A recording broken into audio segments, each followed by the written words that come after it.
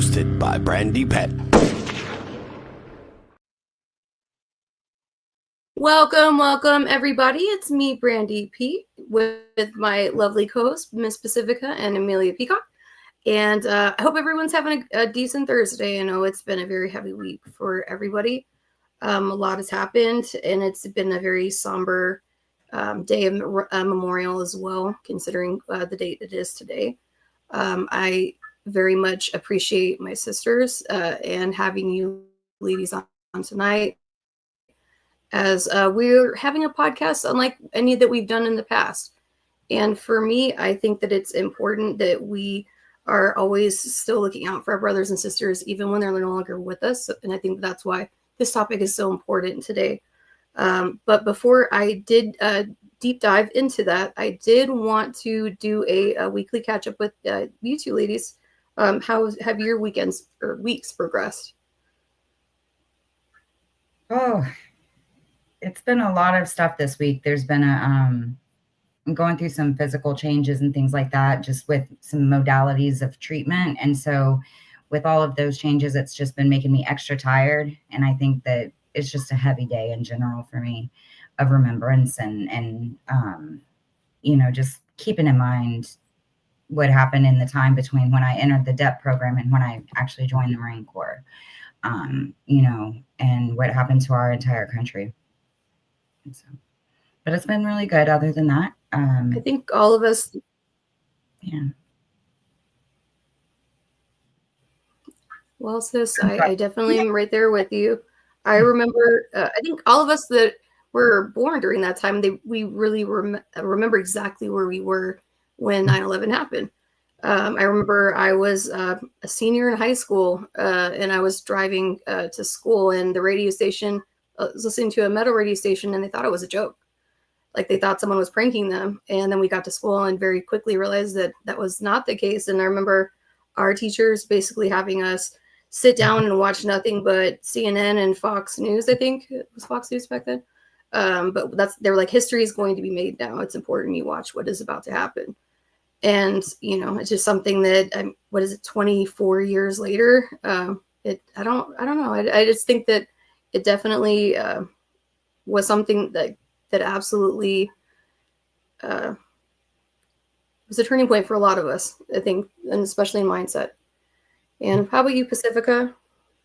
Oh, everything's good. 9/11 is what it is. I was in the Northeast and 23 years old at the time when it happened, and we all kind of knew what it meant.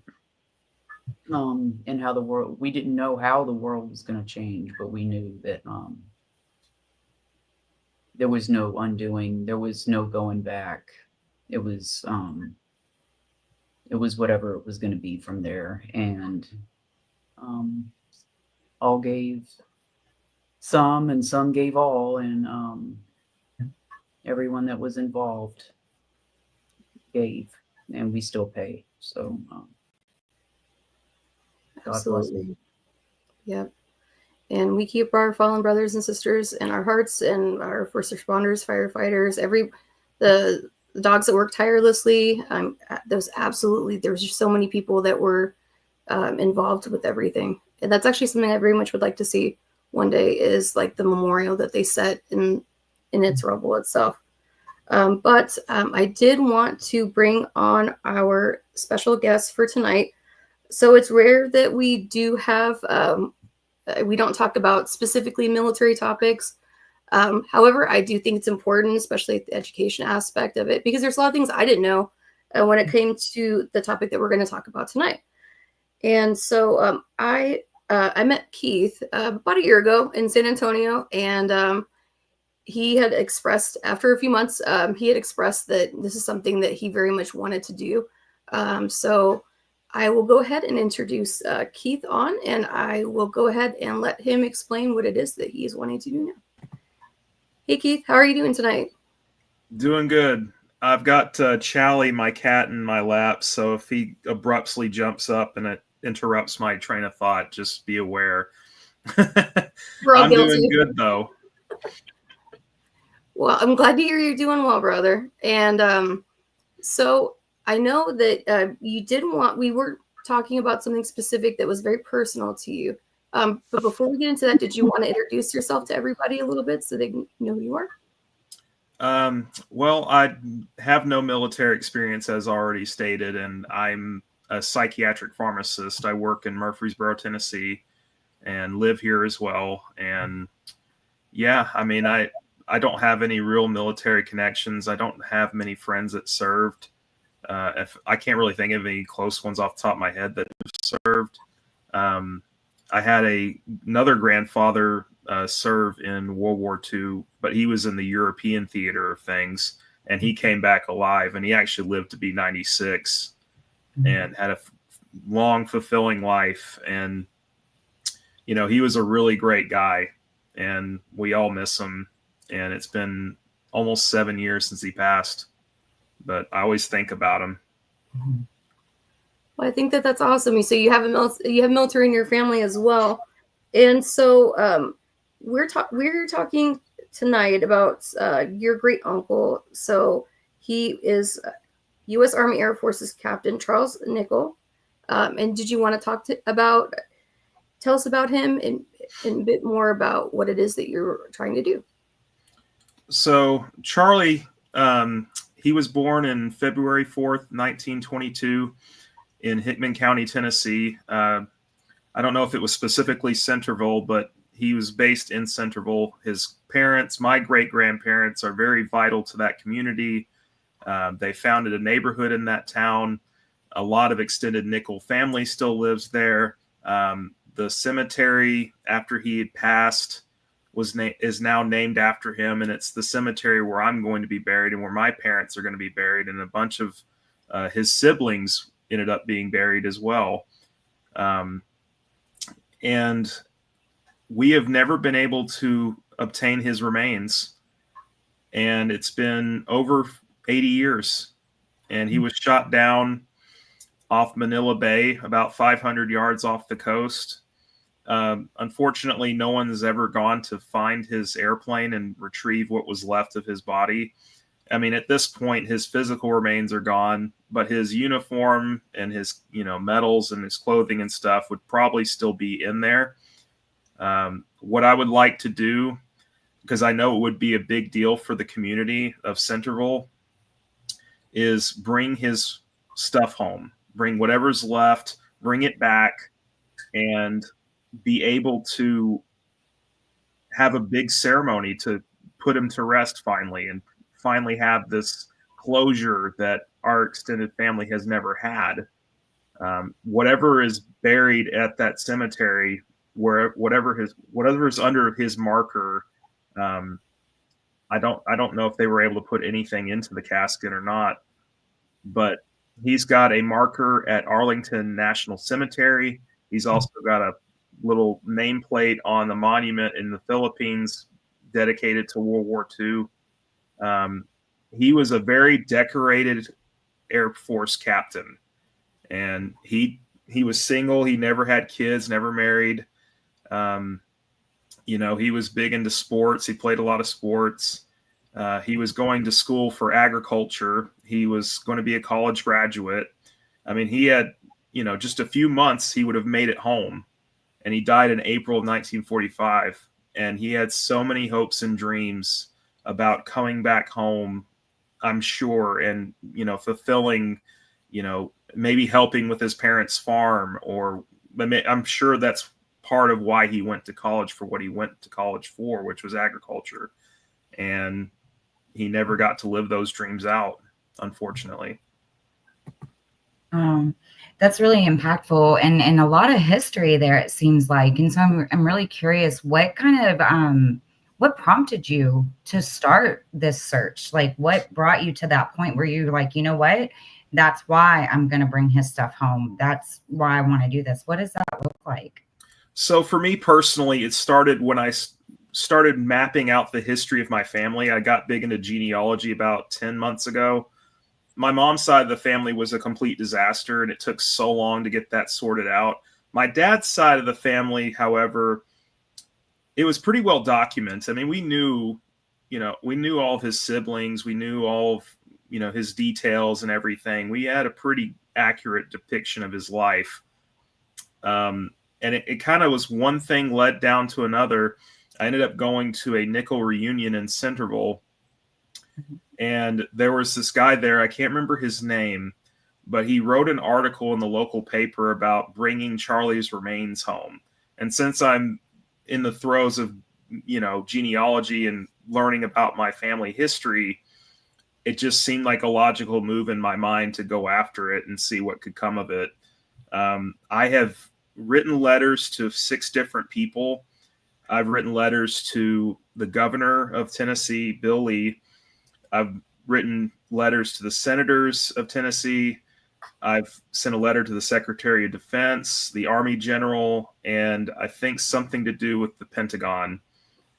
I can't remember the names off the top of my head, but I mailed those out probably about a month ago, and I've not heard anything back. I'm not exactly sure what the time frame is on those. But I think at this point, it's probably good to just go ahead and, start looking for other avenues. I'm going to eventually email news channels that are local to here. I'm going to email all 4 of them and see what can come of it. I think that would make for a really good story.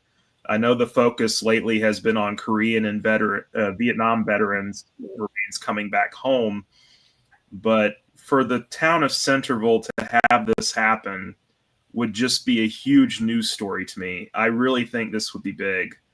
And I think at this point, I've got to try as many avenues as I can and see what comes of it. How has your Uncle Charlie's Absolutely. legacy? Sorry. Go ahead. No, I'm sorry. No, I was curious. How has your Uncle Charlie's legacy impacted the local community there? Well, as I said, the cemetery's named after him. We still have family members that think about him. My dad, he told me some stories about, and I'll pull them up now and read them. He told me some stories about what happened when they found out he had been killed. So the first story is about when they saw him off the train station at Nashville before he went overseas. His brother, James Marvin Byron Nickell, was there to see him off, and his dad as well was there to see him. And they were the last 2 people to see him right before he got on the train. And my great-grandfather made Charlie promise that he was going to come back safe, and Charlie said that he would. And it was a promise that unfortunately he was unable to keep. And when Uncle Jim, James Marvin Byron Nickell, we'll call him Jim, said that story to my dad, he was crying, and, they really took it hard, because the day that they got the telegram that they found out he had lost his life, my grandfather, his brother, and his sister Chris, which is my great aunt Chris, were working at the bank in Centerville when the telegraph office contacted them. They got the telegram. Then they went out to my great grandparents' house to tell them. And my dad told me that, my great grandmother went silent and started working around the house to get her mind off of it. But that my great grandfather broke down crying and just wept for, obviously the loss of a son. It was the only one that was killed in combat in my family. And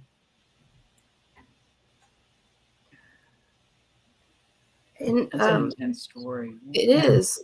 And what I didn't realize when I was doing the research, because of the fact that I guess in my mind I was thinking of a lot of places that there were battlefields and they hadn't really been developed. But they say that that's a big issue. What they're running into is a lot of times, especially after the war, is quite chaotic, and people were scrambling to rebuild. And as well as over the years, things were built over where some of the battlefields were. But they say that they especially in Europe and in other areas, they're finding that it's more challenging to try to locate, because structures have been built upon these fallen service members. And at least that gives us some, hope, because it's still in the ocean somewhere, that nothing's been built on top of it, that there is a chance to bring him. I mean, we know his approximate location. It just takes the resources and the people going to look for him. Yeah.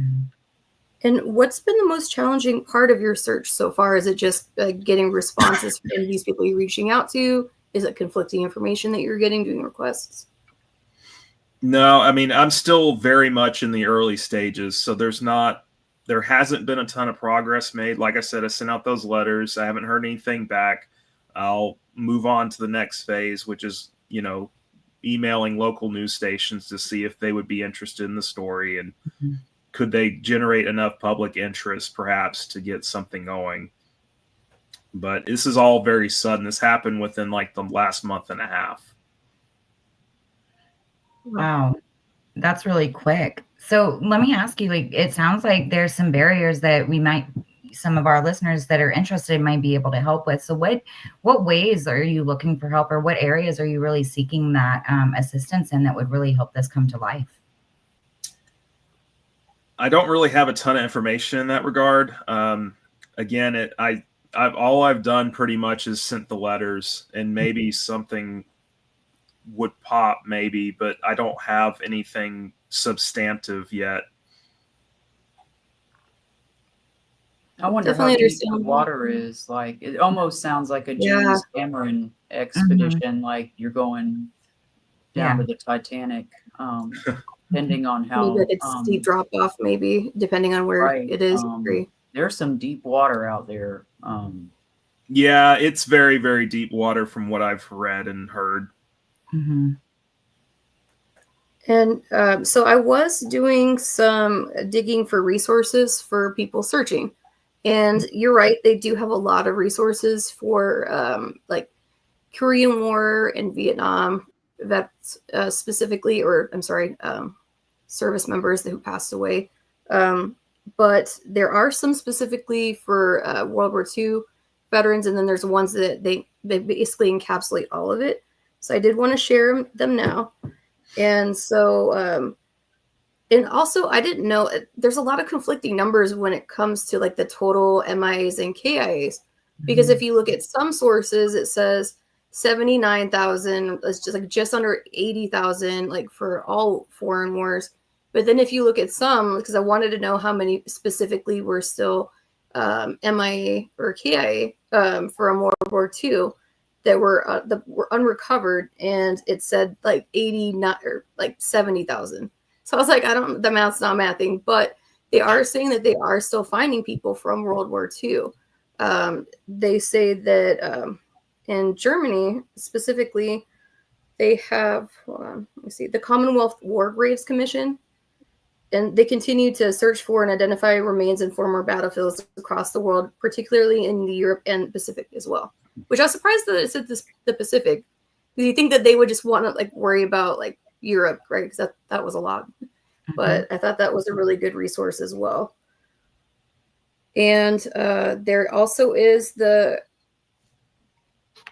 DPAA. So there's the Defense POW-MIA Accounting Agency. And in this specific agency, they have a service casualty office for each branch. Now, because he was in the Army Air Corps, I'm not sure if, most likely I would imagine the casualty office would be the Army, but they may potentially bounce to the Air Force. I'm not sure, but they usually go by each specific branch. There's like a specific number that you would reach out to. And I can give you all this information after we're done tonight as well. Okay. And also they do have a Project Recover, and that's a nonprofit, and that employs both underwater and airborne technology to find these service members. And they specifically focus on World War II era service members that were KIA. And there's also the History Flight Inc. nonprofit, and that searches for World War II aircraft and body recovery. And there's also MIA Recovery, which is a nonprofit, and that searches World War II battlefields. And also there is Tours of Duty, which does investigation research and reaches out to government agencies as well to help locate remains. Okay. So I'll definitely be giving you that information after, but I definitely think that doing like getting the information out there and talking more about your great uncle Mhm. and what it is you're doing, especially with like him being such a part, like memorialized all around your community. I would be very surprised if the community didn't rally behind something like this, Mhm. even if Oh, it it was would just be a big fundraising deal. effort. It would absolutely be a big deal. I think it would be something on the level of like, maybe the governor of the state would come and, they'd have a big ceremony for it and give him the salute and everything. I think it would be a really nice thing to do. Absolutely. I think that would be technology out amazing. there, it'd be cheaper now than it ever has been to pull an expedition with the underwater ROVs and some of the other sonar imaging that we can do in some of this deep water. I don't know how easy it'd be, but it seems like now would be the time. If there was ever a time in history, you don't need physical divers, or a deep submersible. Oh yeah, Absolutely. have there been cases even with like drones finding like crashed planes and things like that off the coast? Like just kids like zipping around on like drones, like checking stuff out, or like zooming in on Google Maps even. Which I'm not saying that to do that, but it's just interesting how technology has advanced in the last 20 years even. Mhm. And I think that you're absolutely right, Pacifica. Right. I would think it would be easy to see shallow shipwrecks in shallow water, but for the deep water Pacific wrecks, I don't know how easy it would be to see that from satellite or whatever. But I know that with vibrations and some of the new electromagnetic imagery they have now, they can send stuff deep into the water and get pretty clear pictures of what the topography of the bottom looks like. And an airplane should be easy to distinguish since it's straight lines and nature typically doesn't have a lot of straight lines, even with stuff, growing on it. So Yeah, fingers absolutely. crossed. It would And make if an any of our interesting TV listeners, show too. yeah, would absolutely would. Search. And if any of our listeners do have any extra resources, they know any additional nonprofits, please reach out. Please message our podcast, and we will be happy to relay this information directly to Keith. And we'll most certainly have him come back on and just let us know his progress and how everything is going as well, because I think this is really important what he's doing. And it's very rare that you would see someone go so far to help find someone that they had never met. And that really says something about what an amazing a man he was and what a strong person and upstanding gentleman you are as well. For really, I mean, for us, it's like, we are our brothers and sisters keeper. And this is kind of like what it makes me feel like, is that you're basically like looking back through history just to make sure that he's where he's supposed to be at home. Right. And that's all we want. That's all we want. I think it's something that we've all subconsciously wanted, or perhaps proactively wanted for a long time. Mm-hmm. And it just hasn't happened for one reason or another. Yeah. Well, and I think as we continue to share information and share, as you look into the resources, I think that, I hope that there will be a lot of support for everything that you're doing, because it is very important to bring them home and to honor each of our brothers and sisters that have fought, and especially those who are killed in action, like your great uncle. Thank you. Absolutely. And before we did close up tonight, sorry, it's been a very rough week, so we're gonna close it up a little early tonight.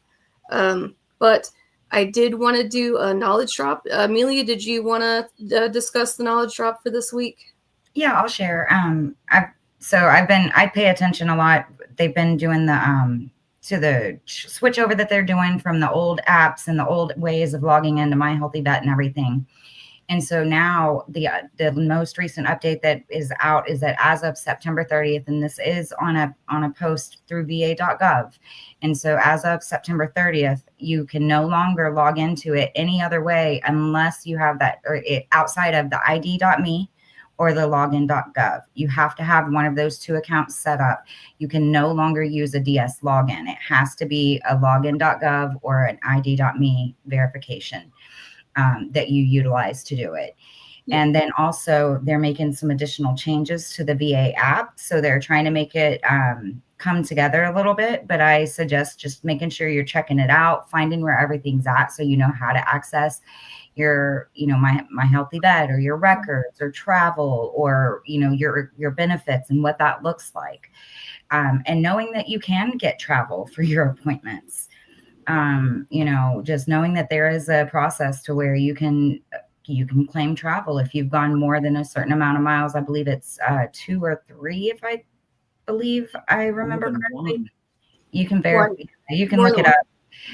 Well, and that's the thing is you always get so much conflicting information because I was at the travel office and the travel office person said to the person that was in front of me, talking to them about the very specific topic we're discussing today. And so that's where I got that from, because I'm like, but yeah, no. So we're going to look it up and verify. But if it's 1, I'm going to go with 2 ladies because I trust y'all. And so. Well, even if it's 2, 1 and 1 is 2. There you go. That's right. We're still right. That's right. So, but yes. And so, but yeah, that's going to be happening as of September 30th. So we've got about a little bit more than 15 days to get that done. If you've never done the ID.me or the login.gov process, it can take a little bit to go ahead and get it done. So I urge you to start and then contact your local VA or your fellow brothers and sisters if you need assistance. And she's talking about logging into the va.gov, which they've done a lot of changes. The DS login, I don't know about you guys, but I used to hate those DS logins, man. They change like all the time. By the time I finally remembered the dang password, I had to change it again. And it was always like 16 characters. It was too much. Like I prefer the ID Me. It's a bit easier to get in. And plus you can use it for a lot more other veteran incorporated websites. So it is easier for you if you did have that one login. The only thing is the 2-factor authentication if it is recognized. But either way, I just wanted to make sure we got the information out this week. So thank you, Amelia. And we will go around and do some final thoughts. We do have our first ever bladesmithing or knife making course on Saturday. So we'll definitely let you guys know how it went. I will definitely have to update May if we have how many prints I've lost. No, just kidding. I'm not in the class this time. But Amelia is. But we don't wish that on anybody, ma'am. No, ma'am. I'm coming home with all my fingerprints. You say that now. No. Use the magnets, it'll be fine. Oh, you're hilarious. You think I'm joking? I know you're not. That's what makes it funny. We have a veteran coming from almost across the state to attend, so I'm pretty excited about that. I'm always happy to be able to bring our brothers and sisters together and meet some amazing people like Keith. That guy's awesome. I definitely, it was very nice to have met him last year. And May did have some questions of why that poster had cake on it, though. Because I did send. So I was at an event, and one of the girls likes to do she liked to do like a Rosie the Riveter kind of pose for her poster. And I commented, I was like, I drove a tank with like the person that's based on, and like they didn't believe me. And so then like I posted the picture, and she's like, I have to meet you. And I was like, okay, well, I'll bring something that she signed for you to have. And she's like, well, could we do a switch? Like I could send that poster to her. And I was like, sure. And so she gave it to me, but I had cake all over me, and there ended up being some cake on the. It was okay. Like it wiped off mostly well. I think she liked the murdery Christmas ornament a little better that I forged, but it's okay. We're not telling myself. But we'll go around and do final thoughts. Pacifica, did you want to start us off? I wish the best of luck to you, Keith, and the town of Centerville, to find Uncle Charlie and to bring him home. Absolutely. Thank you. So, I'll be keeping my eyes open and you're in my thoughts and prayers. And what an honorable mission this is. So I commend you. And I know you've got the stamina for it. So even though it's only been a month and a half, just keep your head up, and things like this work out Thank you. somehow, some way. So best of luck to you. Absolutely. What about you, Miss Amelia? You know, Pacifica said it so very well. And I echo those thoughts and sentiments as well, Keith. I know that, you know, my grandparents' service is important to me as well. And I am so very grateful that even though with not having, like you mentioned earlier, you're not very close to a lot of veteran friends or things like that, but you have it in your family. And so being able to continue to move forward in that and being able to look and see what you can do to bring him home, that makes a difference. And so I really am looking forward to, you know, others learning about it. And if there's any resources or information I find out, I will definitely pass it along as well. If anybody's interested in helping out or any, you know, ideas of that nature. And I do wish you the best in all of it. And I really hope that we see Uncle Charlie coming home and he, like, there's a space for him to be honored by your family and by your loved ones and by the town. Thank you. Absolutely. I definitely agree. Very well said. And what about you, Keith?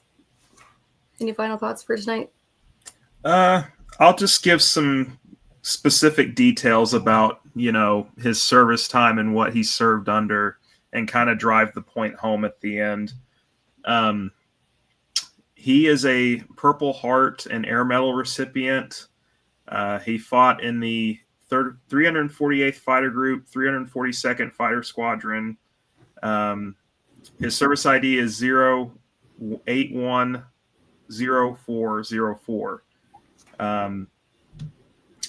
And he was shot down during his 198th combat mission while flying a P-47 Thunderbolt near Manila Bay, which I've already stated. And,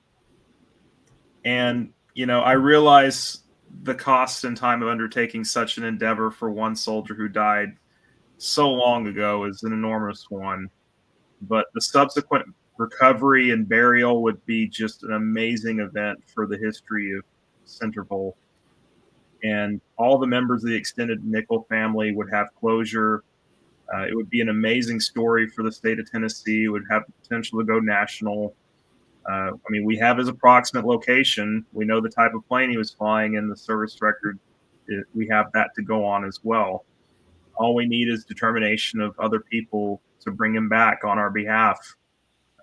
His siblings may have all passed on, but his sacrifice in the face of true tyranny is remembered forever. And on behalf of the Nickell family, all we want is closure in the form of a proper burial in his memorial park there in Centerville that's named after him. Our mission's a simple one: bring Charlie home. Absolutely. And I hope that you succeed in what it is that you're doing. And I guess my final thoughts would be something that May would say, and that is, don't give up. May had to fight for 60 years to have anyone, it's like 60 years to have anyone really take her seriously. She wrote letters to 17 presidents, and she has a giant stack of them. It's crazy. And a lot of them, they poo-pooed her. They was like, oh, thanks for what you did in the war, and I'll go back to the kitchen kind of stuff. But she didn't give up, and she kept writing, and she kept at it. And one day, there was a newspaper that they were running low on things to write about, and May had been one of the ideas for a story, but they had never specifically published it. And once they did, everyone wanted to know more about her, and it opened so many avenues just by even doing that one article, that one news article. And I mean, she's been on every major publication I could think of. So my advice to you would be just that: don't give up and just keep fighting, and don't take a no for an answer. Knock on a lot of doors, but just have that persistence for sure. But I think what you're doing is an amazing thing, and I can't wait to have you come back on and give us some updates. Absolutely. And thanks for having me. No, absolutely. No, thank you for coming and sharing with us tonight. And let's bring Uncle Charlie home. I like that. Absolutely. So everyone, have a good night. If you have any information, please do message our podcast and be kind to each other, please. All right, Aurelia, take us away with some cuteness. It's been a heavy day. Bye, guys. Hi, I'm Aurelia. Just a reminder, smash like, hit subscribe, and click the bell. Please give me my mommy some hearts. Yay, gatherings!